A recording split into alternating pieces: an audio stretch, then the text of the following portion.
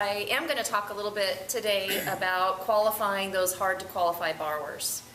So in light of that, I thought I would riff off of Mark's talk a little bit and say that one of the most annoying and common questions that I get first out of someone's mouth when they call me up is, what is the rate? And boy, is that a loaded question. So I thought I'd talk a little bit about today about what is the rate and how do we determine what the rate is, and how do we understand how underwriting works so that we can either put ourselves in a position to get the best rate or understand why we're going to get the rate that we're going to get. So a long time ago, I was in a similar group to this, and I gave a talk about underwriting guidelines, and this was in 2005 when all the craziness was going on.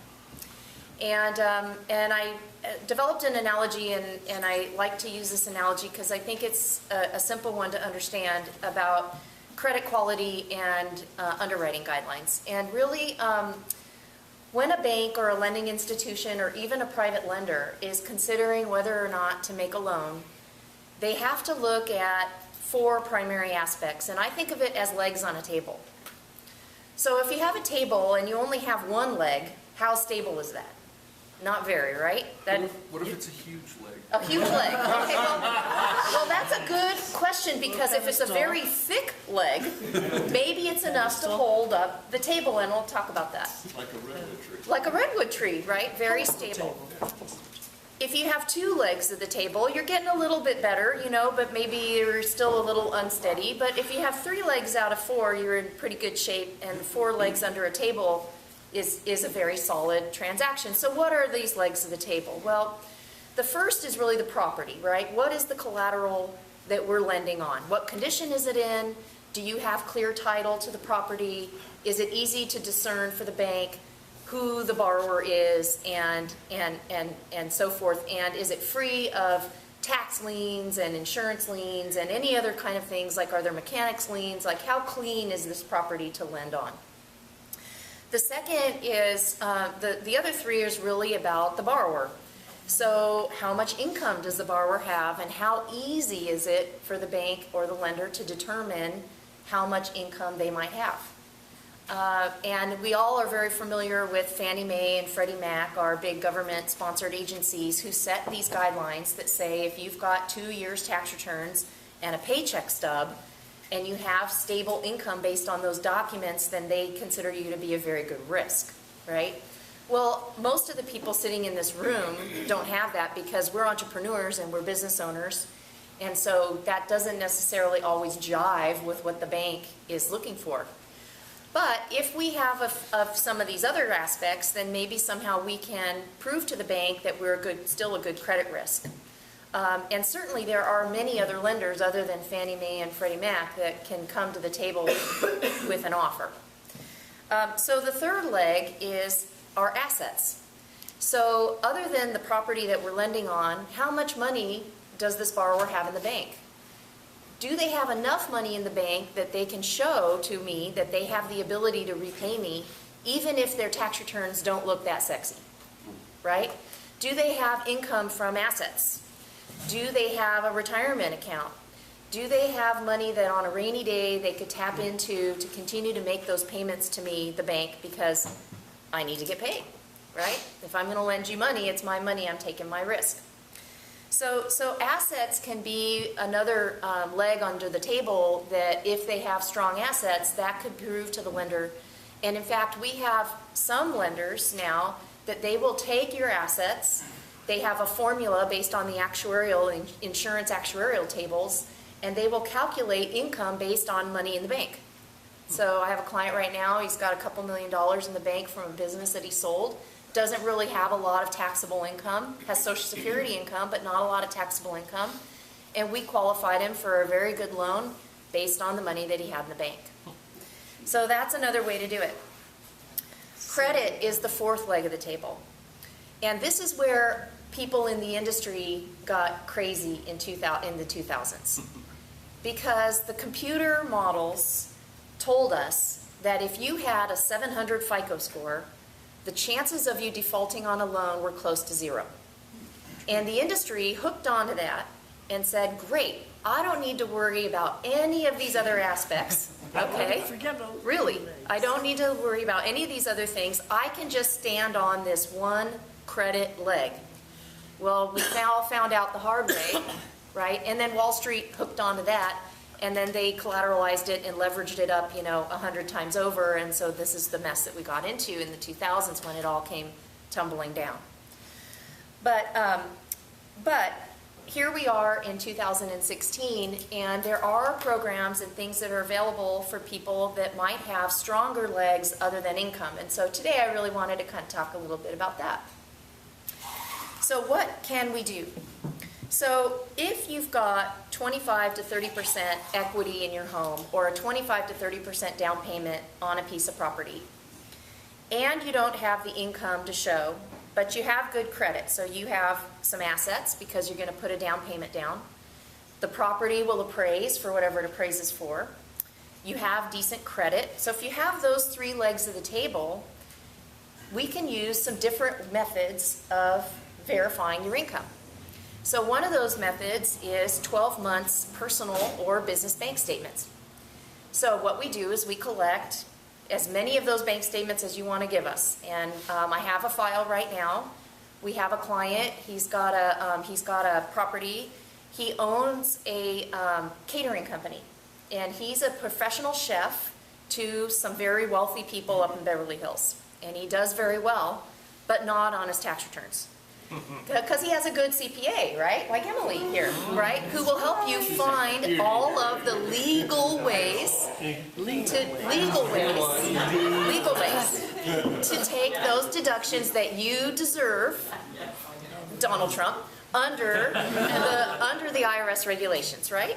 So we can't really, we understand that people are business owners and they have ways of doing this, and that is completely within the law, and it's their right to take those deductions. So what can we do? Well, we can take 12 months personal bank statements or 12 months business bank statements, and we take a percentage of the deposits. If it's personal bank statements, we can use a much higher percentage, sometimes 80 to 90% of the deposits that go into those 12 months bank statements, and count that as income. If it's business bank statements, it's usually 75% of those deposits that we can take. It doesn't matter how much is going out every month, it's just what's coming in every month. We can take 75% of those deposits as business income, as gross income to the business. And we can use that to qualify you. Now, the interest rates on a loan are dependent on how strong the four legs of this table is, right? And so if you're using these alternative methods, you might expect to pay a little bit higher interest rate. But I'll give you an example, because we are doing this loan right now for his catering company, and he needed $100,000 of cash out to help support the growth of his business. And so we took a look at business bank statements. We actually ended up using 4 separate accounts because he has rental property and he has some other things that are going on. And we were able to blend all of this income. It's a lot of paper, right? 12 months of 4 bank statements, but 4 different accounts. But we were able to glean enough income to get this gentleman a loan. So it's a 30-year loan fixed for 7 years at 4.25%. Now that's not a bad rate, right? It's a little bit higher than what you might expect if you had the income documentation with your tax returns. Maybe you could get 3 3/4 on interest rate on a 30-year fixed rate loan on that kind of financing if you had the income documentation from your taxes. But you know what?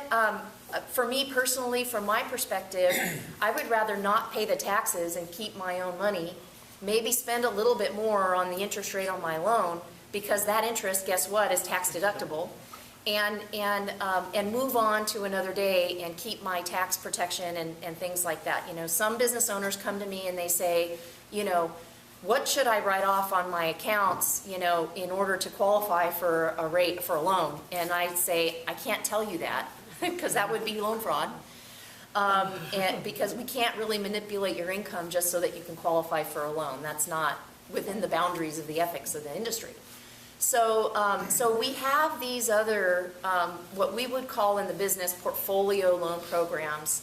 The banks that take these loans and make these loans, they're not bad banks. They're banks like Union Bank, Bank of California, Pacific Premier Bank. These are banks that have deposits from businesses and from their depositors, their account holders, and they will need to make some money on those, and so they make these well-secured 25% down or 75% loan-to-value loans on properties that the asset value is there for the property. The borrower has some assets in the bank. They have good credit. They just have a different way of proving their ability to pay. So, so there's just a few little insights into some of the things that we can do. So if one of the aspects of your credit profile or of the loan package is deficient in some way, we can generally find a way to solve for getting a loan put in place through one of these portfolio lenders. And so it's, to me, the industry has gone back to what I would call the basics of underwriting standards, which is, does this loan make sense? Does the client have the ability to repay? And if they don't have the ability to repay or something happens in the future, do I have enough protection in the property as the collateral that I can go and make myself whole if I have to take that property back? Does that make sense? Mm-hmm. Questions? Pat? Does that go also for refinancing? Say that you own a place for like 15 years and you've always paid on it, but you're having a bad year or something like that. Yes. That too, how long you had the property? Yes, because at that point, if you've owned a property for 15 years and you've been paying on your loan, you probably have some pretty good equity in that property built up. So again, and you would probably have pretty good credit if you've been making all your payments on time over a long period of years. That would go to your credit quality. So if you have the collateral, the property has good equity in it. If you have your credit and if you have a little bit of cash reserves, usually a bank is looking for a minimum of 2 months payments, mortgage payments with taxes and insurance and HOA in the bank. On a portfolio loan, they might look for 6 months because they want a little bit more assets in the bank because they want that security that you can have enough money for a rainy day or if your business has a bad month or something like that. But in those cases, yes, the answer is yes. So if your business is having a bad year or had a bad year in 2015, for instance, you're filing your taxes, and you're like, geez, I really want to take advantage of these situations. The question then becomes, does doing a loan help the borrower? We only want to do a loan when it actually benefits the borrower. And there are regulations in place that we have to document and prove that we have a benefit, a real legitimate benefit to the borrower for doing the loan. These are good regulations that help the client and protect the consumer. So, if 4 1/4 on a portfolio loan would improve your situation, then that might be something that, interest rate, that might be something that to look at. But if that borrower already has a great rate on a fixed rate loan, then, there's not much to do there. So, what other questions? Yes? Suppose if you're a rental situation where the renter has been renting for a long time, can you apply rental to strengthen a loan situation to, say, transition into a... Absolutely. In fact, we have some lenders that will just look at the property itself. So let's say that you've got subpar credit. Let's say that your income tax returns look lousy, but you have this rental property. Okay, that's a good question. You have a rental property. The rental property has 25% or 30% equity in it. You've got a tenant in there that's a stabilized situation, and the rents will more than cover the loan payment. Absolutely, then, we have lenders that will just look at that one property as an island, because really it's a business, right? Mm-hmm. That property is its own business, and they will offer you financing terms just based on that one property.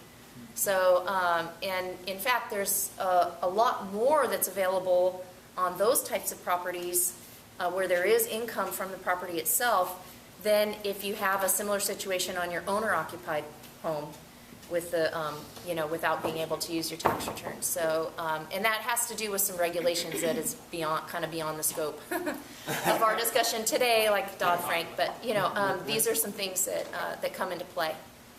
So, yes.